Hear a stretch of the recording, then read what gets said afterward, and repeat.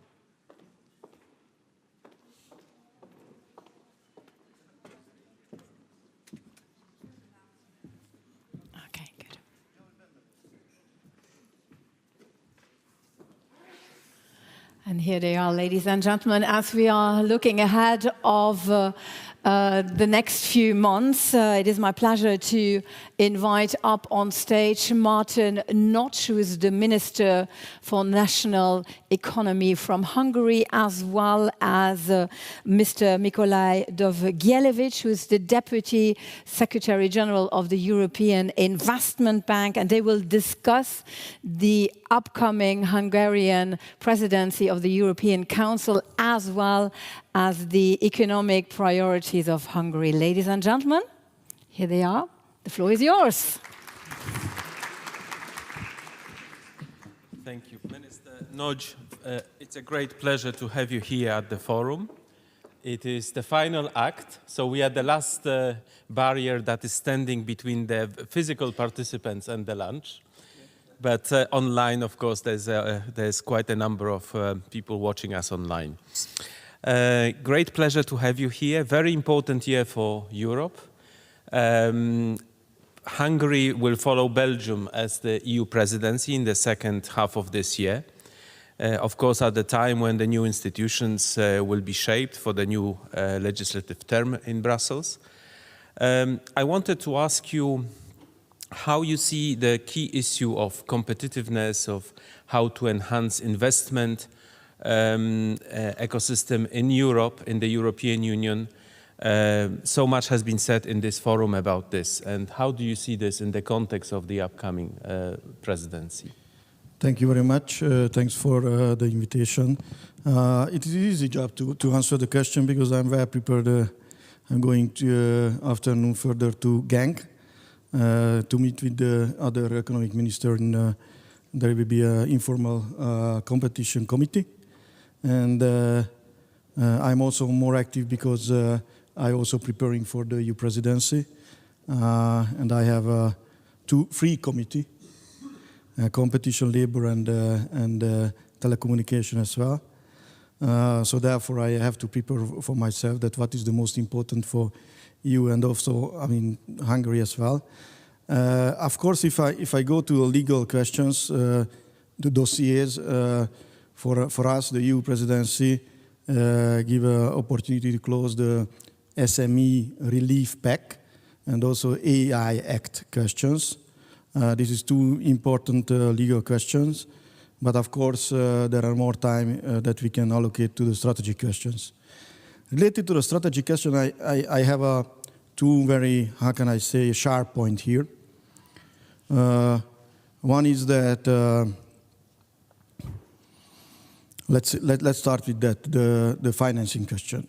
If you have a competitiveness issue, you have helped the economy to transit.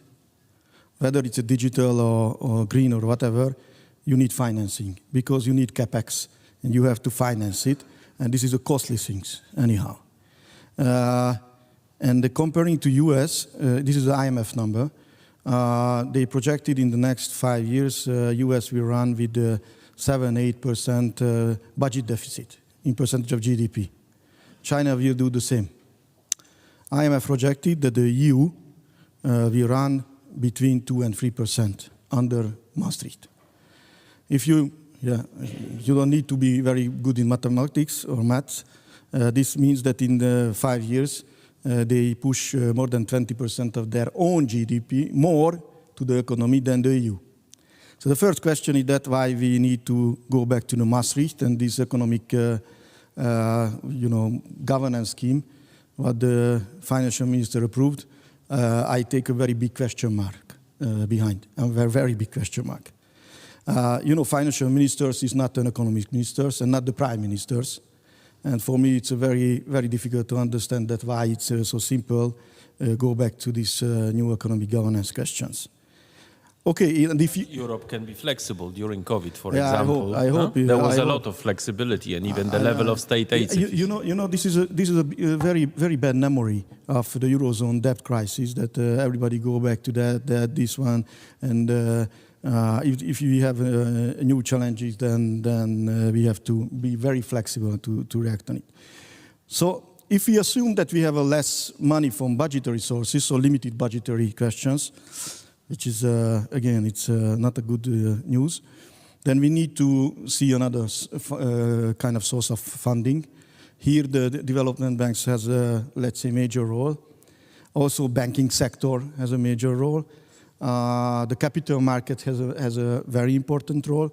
And last but not least, I raised the option of the central banks questions. Because if we go back to the price stability questions, and there is no need for further CDN, then the central bank can also have for this transition. This is also go to very far again, but again, if the budgetary resources are limited, then this is the only way. The second question is a kind of focus problem. Everybody knows that we are speaking about double transition, digital and green. But why we are not speaking about new economy versus old economy? If you see the US or the Chinese type of stated programs, they differentiate between the new economy and the old economy. New economy is the EV, battery, AI, telecommunication, and so on. They're not speaking about green and digital. They're speaking about new economic sectors, so differentiate economic sectors, and not about, let's say again, green or digital question. So I just raised the question, why not we are going to say that we are introducing a stated focus on the new economic sectors. But we talk about the Green Deal because it's we try to replicate the US from 1930s. It was also a deal, so it's not just about having a green, but also having a deal. I think there is certain communication sense in this. Oh, okay. But last but not least, I mean, just simple things that they have the IRA, which is a very clever program. I can say to everybody that US is very clever to use this IRA. China is doing also very well. European Union is a little bit lag behind, so should be a little bit better prepared. And we are discussing about whether we copy all the state aid question that the US has, or let's say try to diplomatic way to speak about. And now there is a new presidential election. Maybe Trump come back, and the Trump is also. I mean, the thinking of Trump is that decrease the trade surplus of the European Union toward the US. Imposing from the US side duty and so on. So this is also, how can I say, a big danger, how the EU react on the US, not provocation, but let's say strategic, new strategic direction in the economic policy making. Indeed, probably the most important elections this year in the world. Yes. But just a little bit that Trump has the same way than Biden's doing. They're doing the same. Trump is using duties, Biden using state aid questions. Why state aid? Because state aid is a gray zone in the WTO. And the duties is a big question mark, so the WTO. So it is just a legal fine-tuning. In that sense, the result is the same. Okay, now let me, because our time is running out, I just wanted to ask you something quite specific. Hungary has become a sort of electric vehicle hub in Europe. I mean, maybe you could briefly describe what you think are the key elements in creating such a hub, and also if this could be potentially applied in other sectors of this, what you call the new economy or the green economy. I mean, for us, it's very important, the EV question. It is not just a connectivity between West and East type of FDI or capital. This is connecting the German automakers with the Chinese battery makers. So just let's imagine in Debrecen, it's a second biggest town in Hungary, that you have the second biggest BMW factory after Germany in the world. And next, there is a CATL factory, and there is a window which is open up and then just pushing the battery to the BMW. This is the supply chain, which is never disrupted. Never disrupted, just pushing out. So this is the best way. How can they do it? It is not just about battery. This is EV ecosystem. Producing EV cars like the BYD, it's a full range.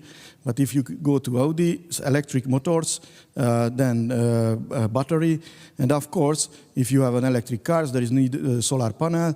We are also planning to produce solar panels. If you have solar panels, then okay, let's go into produce modules that you can produce all of the ecosystem of the EV car or e-mobility in a country. Hungary is the biggest solar fund in European Union after Scandinavian countries. It's a bigger one. So so 20% of the house has now solar panel on the roof. 20%. Never imagine how Hungary is looking now. 50% will be the electricity come for nuclear, 50 is for solar. I think Hungary will transit to the mobility to e-mobility very, very fast. The question is that we can find the same ecosystem in the next level. Let's say high-tech questions, also military question, very important military industry, which is a very controversial about the financing for banking sector, but it's a very high-tech industry, and of course we need it, that every money and a lot of money is going to now military industry financing. So this is also a question, or logistic questions, high-tech logistic questions. It's all very important. I think the next is that how Hungary will find a new era of technological ecosystem. I think EV will okay. The next will be military. We have Rheinmetall, for example, big German companies with joint venture, logistic, and then we see that what will next. Thank you very much. Very interesting.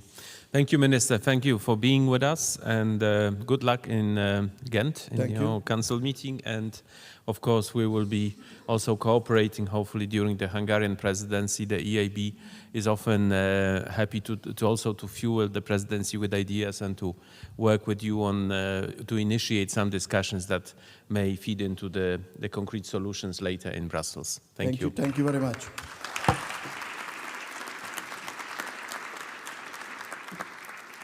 Thank you very much for this final conversation.